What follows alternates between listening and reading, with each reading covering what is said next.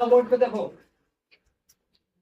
हम लोग पढ़ रहे थे विश्व के अंतर्राष्ट्रीय संगठन एवं उनके मुख्यालय। तो हम लोगों ने पिछले क्लास में पढ़ा था यूएनडीपी के बारे में, ठीक है, यानी United nation development programme.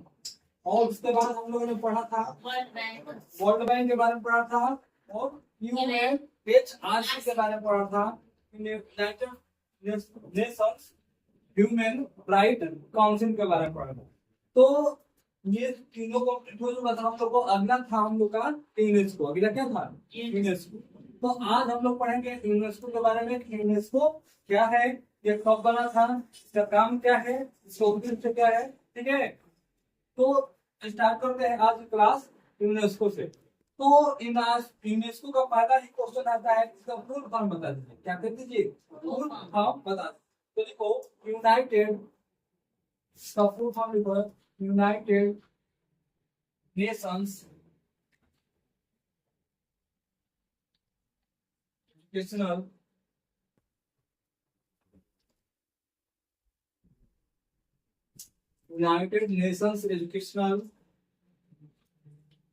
Scientific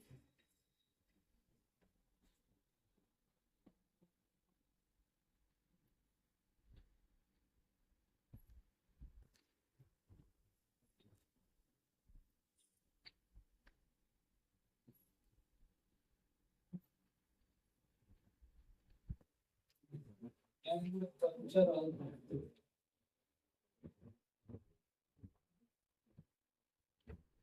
organisation.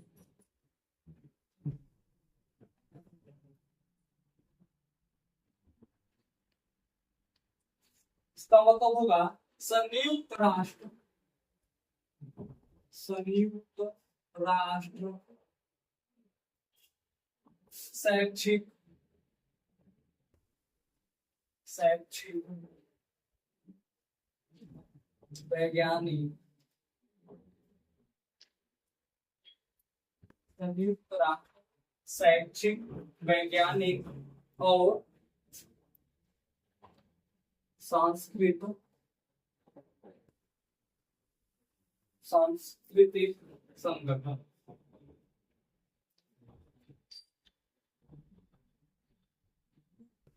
तो अगर बात की जाए यूनेस्को की, तो यूनेस्को का अगर बात की जाए, यूनेस्को का फुल फॉर्म बताइए तो क्या बताएंगे? संयुक्त राष्ट्र शैक्षिक वैज्ञानिक और सांस्कृतिक संगठन, ठीक है।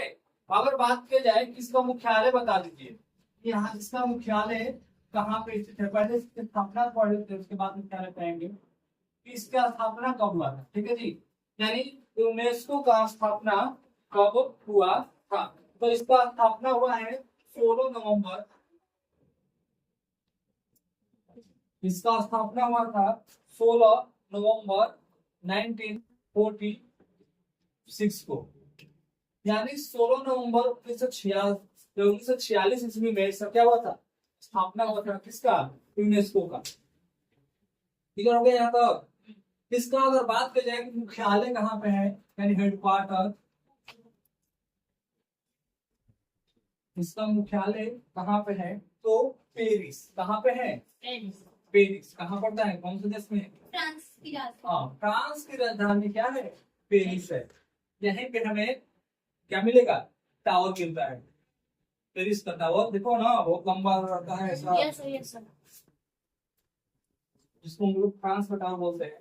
पेरिस तो उसका राजधानी है। कहाँ तक क्लियर हो गया? अगर बात की जाए कि यहाँ पे भाषा कौन सी बोली जाती है, यूनेस्को के अंदर जाएंगे हम लोग तो कौन सी भाषा बोली जाएगी? तो इसके अंदर हमें मिलेगा अंग्रेजी भाषा, अंग्रेजी, फ्रेंच, स्पेनिश,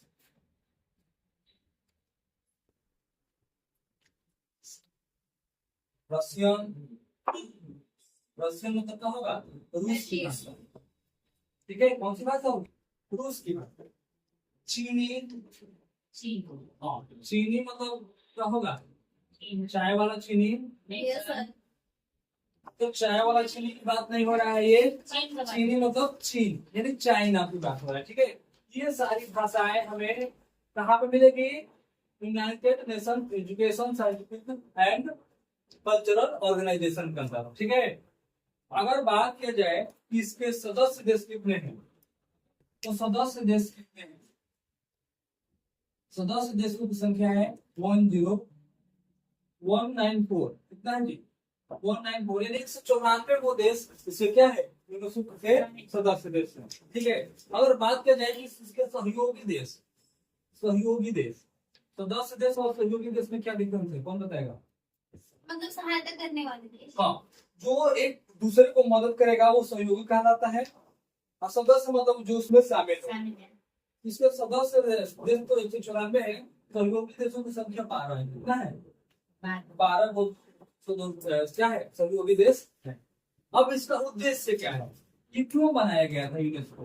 मतलब कोई उद्देश्य होगा ना जी, बिना किसी रीजन का कुछ बनता है? खिचड़ी भी ऐसे नहीं पकती है। पेट भरने के लिए। हाँ, पेट भरने के लिए खिचड़ी नहीं पकता है। खिचड़ी भी तब पकेगा जब किसी घर में कुछ आ जाए, हाँ, फ्रिज आ जाए, कूलर आ जाए, कुछ आ जाए, तो अब लोगों के अंदर क्या पकने लगता है, खिचड़ी। कि जरूर कहीं ना कहीं से चुरा के, मार के, डाका डाल के लाया होगा, तो अभी इतना सारा सामान खरीद पा रहा है लोगों को। तो ये नहीं कोई कहेगा कि मेहनत करके कमाया होगा तो खरीद रहा है, क्या बोलेगा, खिचड़ी पकने लगती है पेटों में। तो समझ में आया ना जी? तो वैसे ही यूनेस्को बने या नाटो बने या सार्क बने या फिर कोई भी संगठन हो, उसका कुछ न कुछ उद्देश्य है। तो इसका उद्देश्य क्या है, लिखो इसका उद्देश्य। इसका उद्देश्य है शिक्षा, विज्ञान। इसका उद्देश्य है शिक्षा, बहुत अच्छा उद्देश्य है इसका, शिक्षा, विज्ञान, शिक्षा के क्षेत्र में विज्ञान, ठीक है, और संस्कृति, और संस्कृति के क्षेत्र में, क्षेत्र में अंतर्राष्ट्रीय सहयोग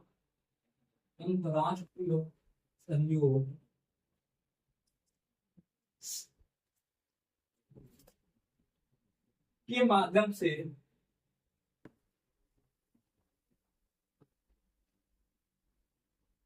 न्याय, कानून, न्याय, कानून के शासन,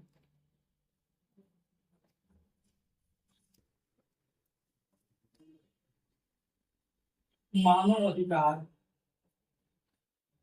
मानव अधिकार, मानव अधिकार, स्वतंत्रता के लिए वैश्विक सहमति बनाना। स्वतंत्रता, स्वतंत्रता मतलब आजादी, स्वतंत्रता के लिए वैश्विक, वैश्विक मतलब होगा पूरा विश्व लेवल, वैश्विक सहमति बनाना।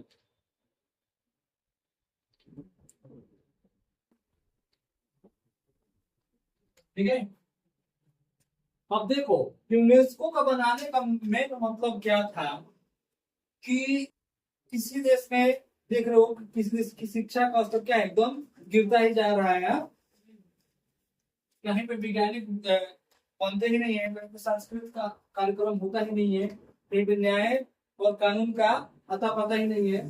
तो जहां जहां पे शिक्षा का लेवल कम होगा, जहाँ पे साइंटिस्ट कम मिलेंगे, जहाँ पे सांस्कृतिक कार्यक्रम नहीं होता होगा, जहाँ पे न्याय कानून क्या होगा, एकदम ध्वस्त हो गया होगा जिस देश में, तो यूनेस्को क्या करेगा, उनको इस क्षेत्र में क्या करेगा, मदद करेगा, हेल्प कर सकता है। तो इसका उद्देश्य यही था कि शिक्षा, विज्ञान, संस्कृति के क्षेत्र में अंतर्राष्ट्रीय सहयोग के माध्यम से न्याय, कानून के शासन, मानव अधिकार, यानी मानव अधिकार मतलब मानव के अधिकार, स्वतंत्रता के लिए क्या करे, वैश्विक सहमति, वैश्विक मतलब पूरे विश्व लेवल पर सहमति के साथ आगे बढ़ा जाए, ताकि किसी को शिक्षा में कोई दिक्कत ना हो, साइंटिस्ट बनने में दिक्कत ना हो, संस्कृत कल्चर ना खराब हो, न्याय कानून बना रहे। समझ में आई चीज है? तो ये था यूनेस्को, ठीक है। मिटा दे उसको, चलो यूनेस्को को मिटा देने के बाद हम लोग आगे पढ़ेंगे यूनिसेफ के बारे में, इसके बारे में पढ़ेंगे यूनिसेफ के बारे में।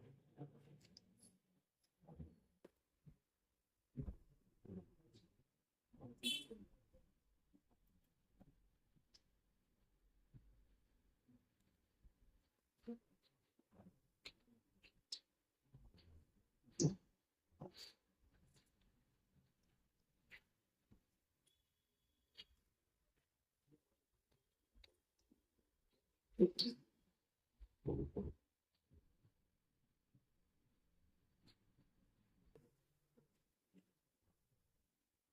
बहुत इम्पोर्टेंट है। इंडिया की यूनेस्को, यूनिसेफ, यूएनएचआरसी, ये कहीं ना कहीं क्वेश्चन आते ही रहते हैं इनसे रिलेटेड। तो उस क्वेश्चन से पढ़ना है और समझना है। चलो अगला हिंदी डालो, यूनिसेफ। यूएन इज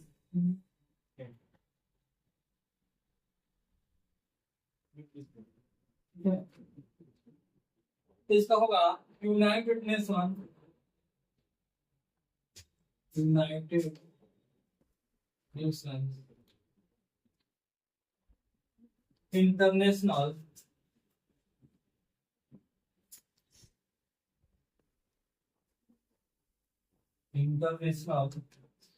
चिल्ड्रंस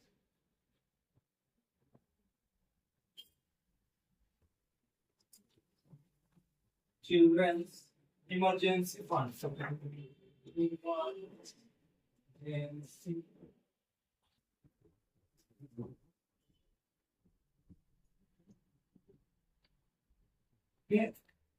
यानी संयुक्त राष्ट्र बाल, संयुक्त राष्ट्र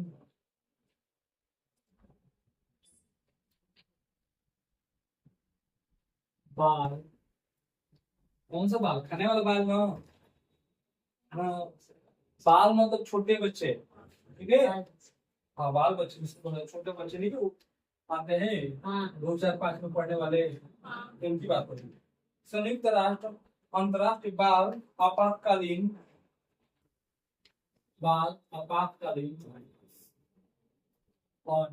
को कहते हैं, ठीक है। सर इसमें नेशनल, हाँ, इंटरनेशनल, अंतरराष्ट्रीय। और फिर राष्ट्र के बाद अंतर्राष्ट्रीय होगा। यहाँ पे थोड़ा सा गड़बड़ हो गया है। राष्ट्र के बाद क्या होगा? अंतर्राष्ट्रीय। अंतर्राष्ट्रीय बाल आपातकालीन,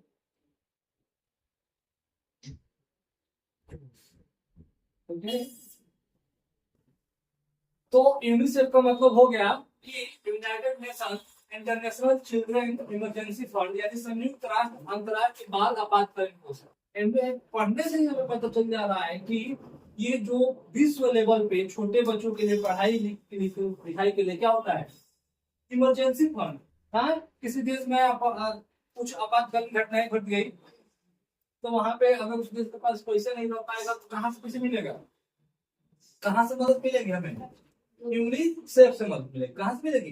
यूनिसेफ। क्योंकि इसका काम ही वैसा है कि इमरजेंसी में, यानी जहाँ पे छोटे बच्चों को पढ़ाई नहीं हो पा रही, उसको क्या करना है? मदद कर क्या करना है? पढ़ाई करवाना, ठीक है। इसका मुख्यालय है, इसका देखो स्थापना, इसका स्थापना लिख लो 11 दिसंबर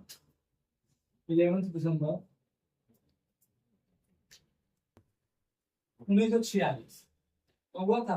11 दिसंबर 1946 में इसका मुख्यालय, हेडक्वार्टर, मुख्यालय है न्यूयॉर्क, यूएसए। कहाँ पड़ेगा? न्यूयॉर्क, यूएसए, ठीक है। क्लियर हो गया ये?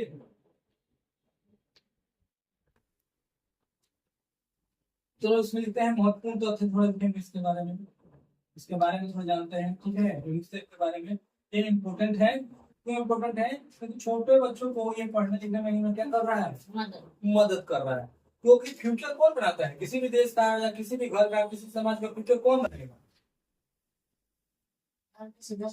छोटे बच्चे को अगर अच्छे से पढ़ाया जाएगा तभी तो वो आगे चलकर फ्यूचर बना सकते हैं। तो इस वजह से इनको इम्पोर्टेंट माना गया है। तो देखो, तो लिखो यूनिसेफ का मूल नाम, यूनिसेफ का मूल नाम, मूल मतलब वास्तविक नाम है, पूरा नाम, ठीक है। मूल नाम संयुक्त राष्ट्र अंतर्राष्ट्रीय, संयुक्त राष्ट्रीय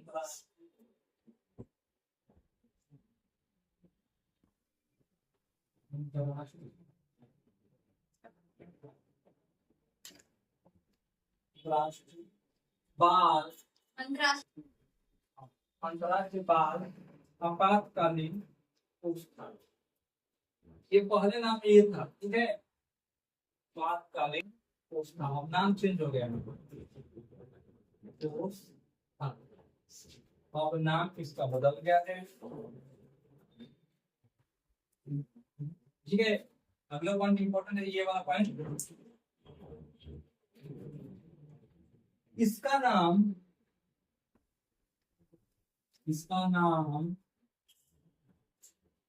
1953 में बदलकर 1953 में बदलकर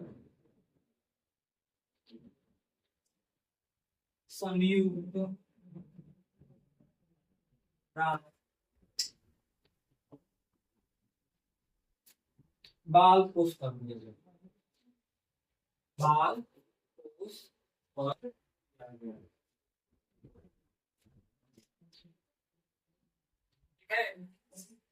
इसका नाम पहले था संयुक्त राष्ट्र अंतरराष्ट्रीय बाल आपातकालीन कोष। क्या नाम था पहले?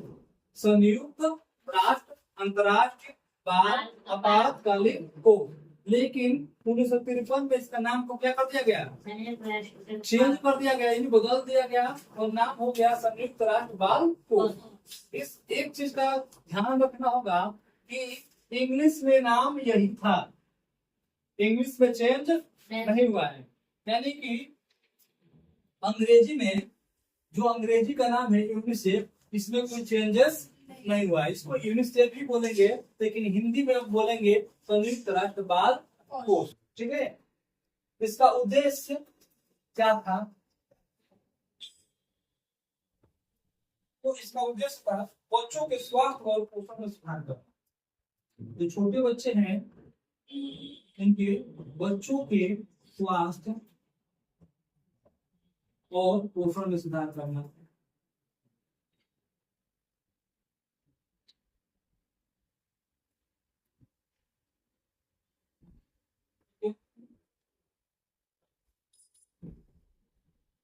बच्चों के लिए शिक्षा प्रदान करना है,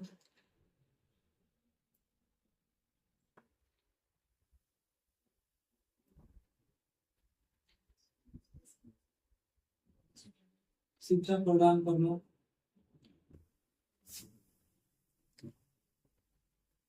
बच्चों के अधिकारों की रक्षा करना,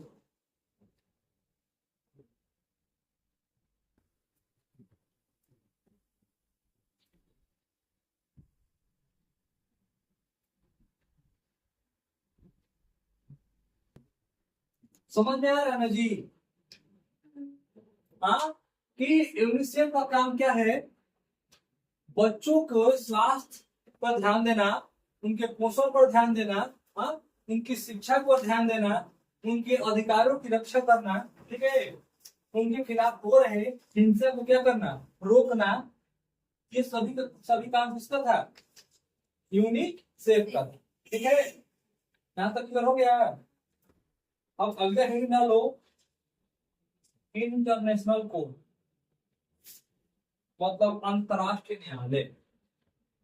क्या होता है? ये हो गया सबका। अगला हेडिंग डालो, इंटरनेशनल कोर्ट। अब हम लोग पढ़ेंगे अंतरराष्ट्रीय न्यायालय के बारे में कि अंतरराष्ट्रीय न्यायालय कहाँ पे स्थित है, इसका कार्य क्या है, इसके सदस्य कितने हैं, कब स्थापना हुआ था, इसका उद्देश्य क्या है, ठीक है। कोई भी संगठन होगा तो उसकी स्थापना जरूरी है जानना, कहाँ पे हुआ है ये जानना जरूरी है, कब हुआ है, किस लिए हुआ है, उसका कार्य क्या है, ठीक है जी। इतना हमें किसी भी कीमत पे जानना है और याद करके रखना भी है। अगर हेडिंग डालो अंतरराष्ट्रीय न्यायालय, यानी इसको बोलते हैं हम लोग आईसी। क्या बोलेंगे? ओ आईसी नहीं है, ना ही ओ माई गॉड है। क्या है? ये आईसी, ना ही चीफ है। आईसी बोलते हैं या फिर डब्ल्यूसी बोलते हैं, क्या डब्ल्यूसी बोलते हैं, क्या बोलते हैं? हाँ, आईसी और डब्ल्यूसी। तो आईसी से हो गया इंटरनेशनल कोड,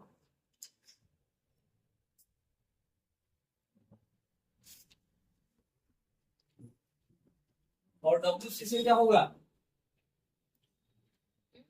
डब्ल्यूसी से वर्ल्ड कोड। हाँ, वर्ल्ड वर्ल्ड है ना, कहीं पढ़ने वाला ये कोड है संजू को मौसम में। हाँ, तो ये क्या लिखेंगे हम लोग, इसका मतलब होगा अंतरराष्ट्रीय न्यायालय, अंतरराष्ट्रीय न्यायालय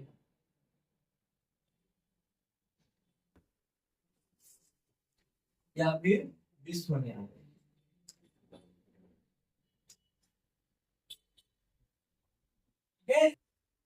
समझ में आया ना? आईसीडब्ल्यूसी का मतलब या तो अंतरराष्ट्रीय न्यायालय बोलेंगे या फिर विश्व न्यायालय बोलेंगे, तीनों ही चीज है।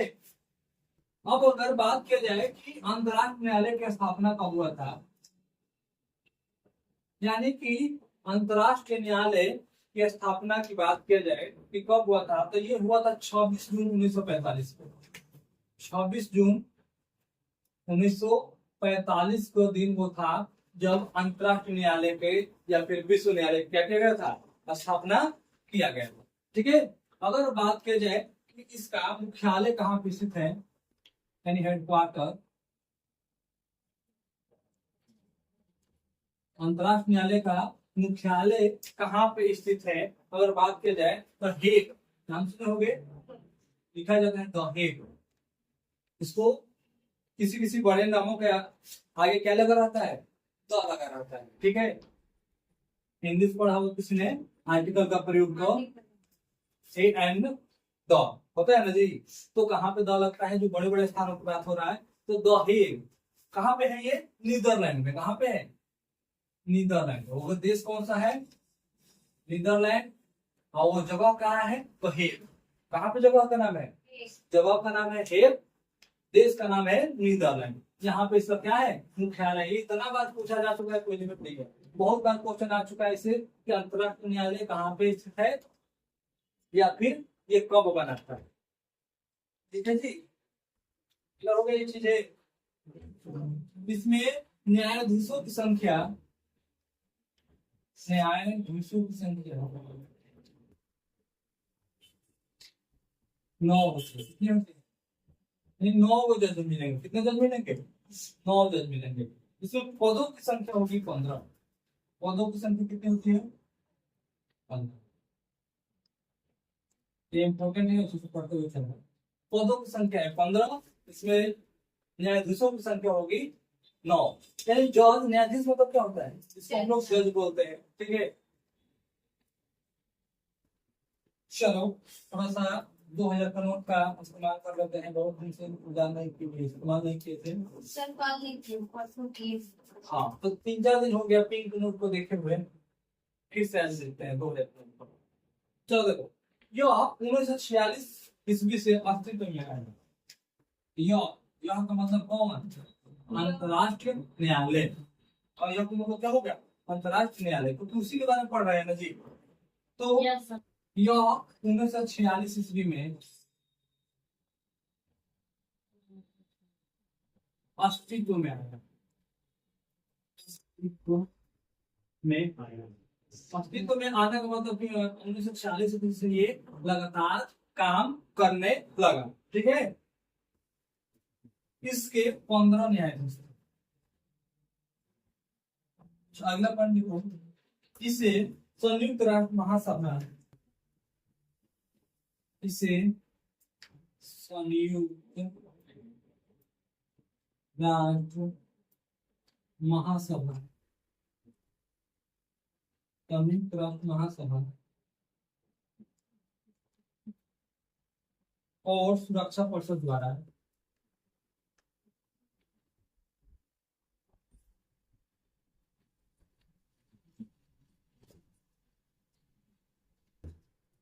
संयुक्त राष्ट्र महासभा द्वारा और सुरक्षा परिषद द्वारा 9 साल के कार्यकाल के लिए चुना गया था। 9 साल। कितने साल? 9 साल। 9 साल के कार्य काल के लिए चुना गया।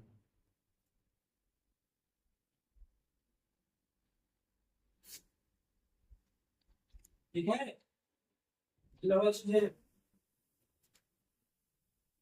इसकी भाषा है अंग्रेजी और फ्रेंच। भाषा क्या है? अंग्रेजी भाषा और फ्रेंच। अंग्रेजी और फ्रेंच भाषा है इसकी। क्लियर हो गया जी? नहीं सर। इसका कार्य या उद्देश्य, कार्य लिखो। इसका कार्य क्या है? अंतरराष्ट्रीय न्यायालय का क्यों बनाया गया? कोई कार्य होगा तभी तो। Yes sir. हाँ, ऐसा तो थोड़ी बन जाएगा। तो इसका कार्य है राज्यों तथा देशों द्वारा,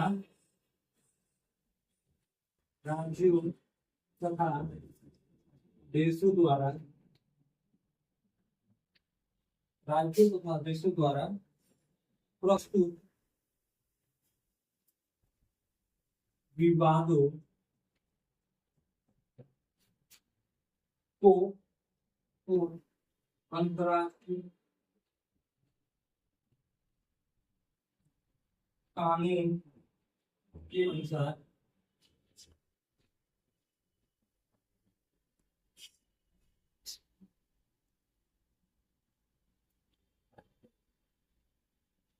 हल करना। मतलब किसी देश में विवाद हो जाए, क्या हो जाए जी? किसी देश, दो देशों में विवाद हो जाए, जैसे कि भारत पाकिस्तान, हाँ, या भारत चाइना, यस सर। या फिर रूस यूक्रेन, ठीक है, या अमेरिका अमेरिका रूस। रूस। तो ये झगड़ा होगा, तो लोग झगड़ा होगा तो कहाँ पे जाएंगे अपने समस्या को लेकर? कहाँ पे जाएंगे? अंतर्राष्ट्रीय न्यायालय में जाएंगे, यानी विश्व न्यायालय में जाएंगे और वहां पे अपनी बातों को क्या करेंगे? रखेंगे। तो वहां के जो जज होंगे अपने दोनों लोग पक्षों की बात सुनकर क्या करेंगे? न्याय करेंगे। समझ में आया ना? हाँ, कि नहीं समझ में आया कैसे काम करेंगे?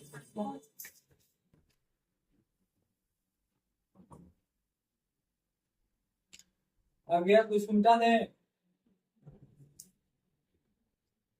ना, चलो अगला हेडिंग डालो इसरो। नाम सुना है किसी ने? चंद्रयान। हाँ, चंद्रयान 3, मंगलयान 1, 2 जो भी है, ये कहाँ से लॉन्च होता है? इसरो। इसरो के द्वारा लॉन्च होता है। ओके, हम लोग पढ़ना है इसके बारे में। Sir last time. इसके बाद DRDO पढ़ेंगे।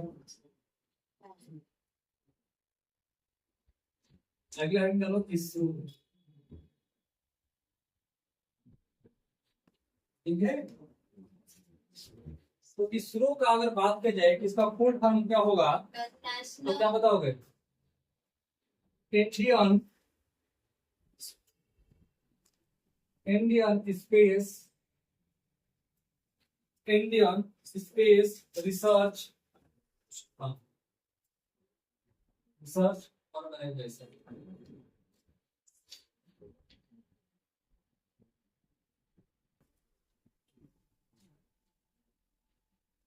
ठीक है, यानी भारतीय अंतरिक्ष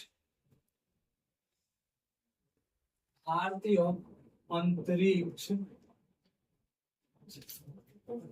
अनुसंधान संगठन अनुसंधान संगठन। ठीक है जी, यानी हम लोगों ने भी कुछ किया है, ऐसा नहीं है खाली बैठे हैं। यानी भारतीयों ने भी कुछ न कुछ किया है, ठीक है, रिसर्च के मामले में। तो अगर बात की जाए कि इसकी स्थापना कब हुआ था इसरो का, क्वेश्चन बहुत बार ये पूछा जा चुका है रेलवे वगैरह में, रेलवे में PSI में, इसरो का संगठन यानी स्थापना कब हुआ था। तो इसरो का स्थापना हुआ था 15 अगस्त 1969 ईस्वी। ठीक है, 15 अगस्त 1969 ईस्वी को हुआ था। इसका मुख्यालय कहाँ होगा? Geneva, Switzerland. आप होगा इंडिया अरे गधा, जब इंडियन लिखा गया है भारतीय अंतरिक्ष अनुसंधान संगठन, हाँ, तो कहाँ से चला जाएगा तुम्हारा? वाशिंगटन डीसी है। हाँ, तो क्या होगा? बेंगलुरु। बेंगलुरु कहाँ पड़ता है? कौन से राज्य में? कौन बताएगा?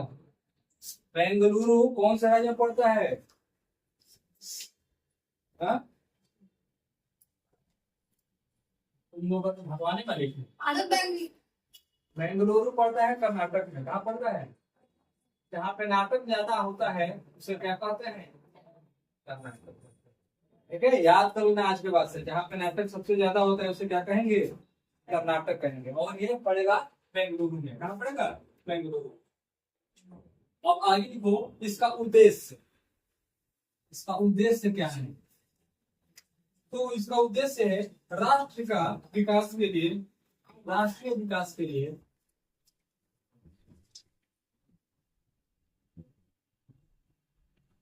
इसका उद्देश्य है राष्ट्रीय विकास के लिए अंतरिक्ष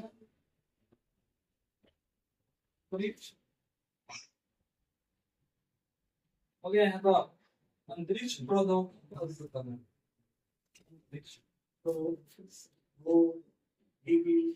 का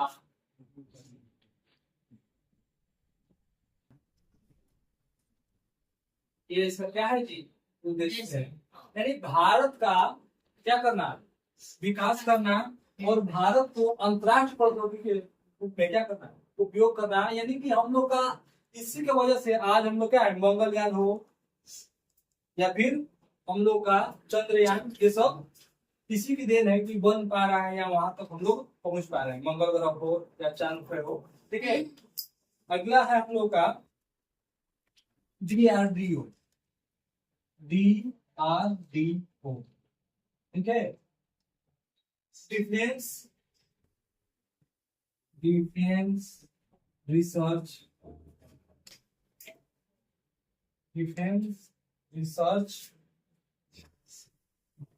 डेवलपमेंट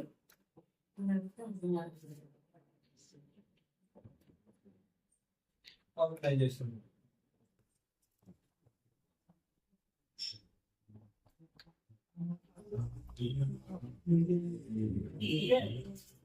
रक्षा अनुसंधान, डिफेंस में तो क्या होता है? रक्षा। यानी अगर रक्षा अनुसंधान नहीं रहता भारत के पास तो पाकिस्तान वाले या चाइना वाले कब तक धूल चटा दिए होते। ठीक है, यही है कि हमें हथियार बनाकर भारत सरकार को क्या करता है? देता है एवं विकास संगठन। ठीक है, तो इसका काम है रक्षा अनुसंधान एवं विकास संगठन। इसका फुल नाम है। इसकी स्थापना का बात की जाए तो 1 जनवरी स्थापना 1 जनवरी 1958 को हुआ था। ठीक है, इसका मुख्यालय हेडक्वार्टर कहाँ होगा? वाशिंगटन डीसी, न्यूयॉर्क, जनेवा, स्विट्जरलैंड। कहाँ पे? नई दिल्ली। कहाँ पे होगा? नई दिल्ली में। ठीक है, इसका उद्देश्य क्या है? DRDO का काम क्या है या उद्देश्य क्या है? तो DRDO का उद्देश्य है देश की रक्षा प्रौद्योगिकियों को,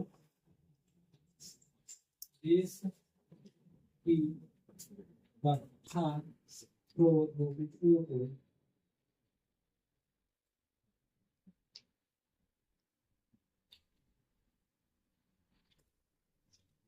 और प्रणालियों को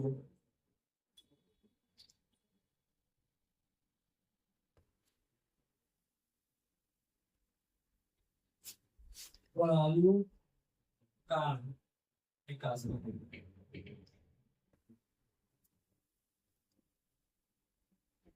ठीक है, क्लियर हो गया? तो ये विश्व के क्या था? बहुत ही इम्पोर्टेंट संगठन था और उनके मुख्यालय कहाँ पे है वो था, और उनका कार्य, उनका उद्देश्य, ठीक है, ये सब था। और एक दो चार को बाकी है, जैसे कि आरबीआई यानी रिजर्व बैंक ऑफ इंडिया, फिर है IRDA यानी insurance regulatory and development authority, insurance वाली जो बीमा वाली कंपनी होती है, जैसे LIC हो गया, हाँ बीमा काम करते हैं ना। फिर सेबी है, ठीक है, जो भारतीय प्रतिभूति और विनिमय बोर्ड है, जिस सेबी का काम है पैसा जब एक देश से दूसरे देश आता है तो उसकी नजर उसी पर रहती है, कौन कितना ले रहा है, कहाँ दे रहा है, कितना जरूरत है, तो सब सरकार को क्या करेगा, रुपये में बताएगा। सेबी है, फिर नाबार्ड है, और इसके बाद CSO है, इसको सेंट्रल स्टैटिस्टिक्स ऑफिस बोलते हैं, केंद्र सांख्यिकी संगठन, और एक राव है लास्ट में, राव, जिसको भारत का क्या बोलते हैं, इंडिया एजेंसी बोलते हैं, ठीक है। तो एक क्लास और होगा तब जाकर हम लोग का अंतरराष्ट्रीय संगठन और उसका मुख्यालय क्या हो जाएगा, खत्म, कंप्लीट हो जाएगा। और इतने में हम लोग कम से कम नहीं भी तो 30-40 लोग क्या कर रहे हैं, संगठन के बारे में पढ़ ही लेंगे, और इससे बाहर कुछ भी आने की संभावना अब नहीं रह जाएगी। तो आज की क्लास खत्म करते हैं, अगला जब भी पढ़ेंगे तो RBI से पढ़ेंगे, यानी reserve bank of India, reserve bank of India से स्टार्ट होगा। आज के लिए धन्यवाद।